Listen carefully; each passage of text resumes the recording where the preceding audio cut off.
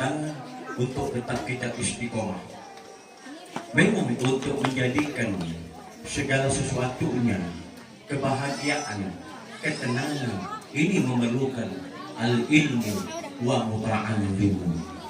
Ilmu ini adalah salah satunya untuk menaungi atau memperjalankan kehidupan kita, proses kehidupan kita di dalam kita berumah tangga. Sebab di dalam rumah tangga tidak katik yang namanya rumah tangga itu mulus terus.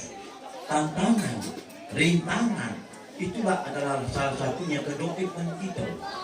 Kalau kita tidak mengetahui kelemahan diri kita, tidak mengetahui kelemahan pada istri kita, berarti kita belum mencintai Allah dan belum mencintai baginda Rasulullah.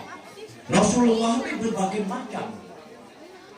Rasulullah berbagai macam tantangan-tantangan menghadapi dakwahnya, mengajak umatnya, apalagi untuk memblokir di dalam keluarganya.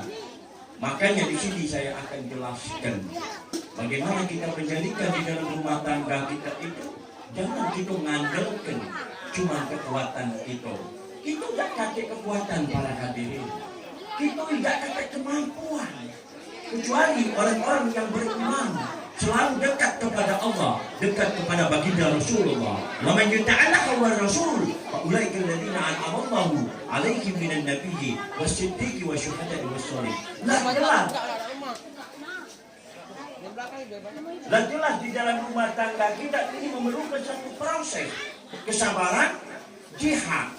Kalau kita tidak berjihad, nak nemu sabar belum tentu dapat.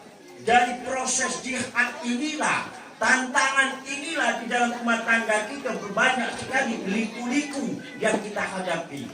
Cuma saya berpesan kepada pengantin baru. Tahu tak pengantin baru? Tahu. Pengantin buruk tahu tak? Tak ada, tak tahu. Tahu pengantin buruk itu pengantin lama. Seperti saya, ya tak? Dan kuatnya itu namanya pengantin lama. Kadang-kadang pengantin lama tidak dijadikan landasan terhadap yang pengantin baru. Ya tak? Mentang-mentang aku ibu doyo itu tidak bisa ya. Sampai sambung juga proses ada. Ya, yang namanya pengantin baru itu harus banyak belajar dari liku-liku di dalam rumah tangga kita. Ada yang kita contoh, jangan contoh yang lain. Siapa itu orang tua? Apakah orang tua kita sempurna? Tidak ada manusia yang sempurna. Rasulullah Shallallahu Alaihi Wasallam walaupun beliau mengatakan, tapi yang diutamakan kata Rasulullah akhlak dulu. Kenapa di dalam rumah tangga sering terjadinya goyang? Karena mereka cuma memikirkan hawa nafsu.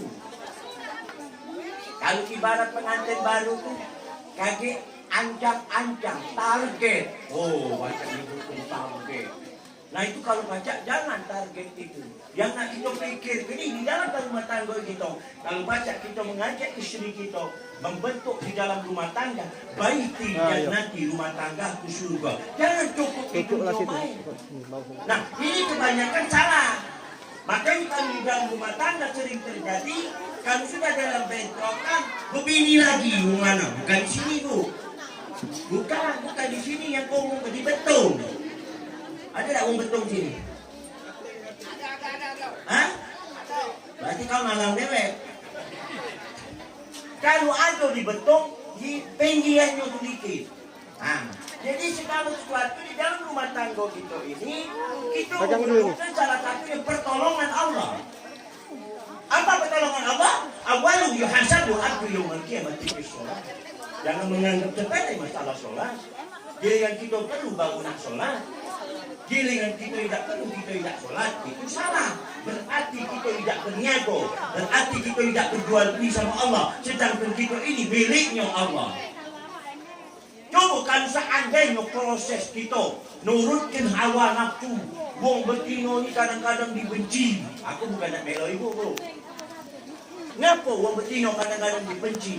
Karena suaminya kadang-kadang belum punya landasan ilmu agama. Pas-pasan, betakoan, cak MC tadi nah.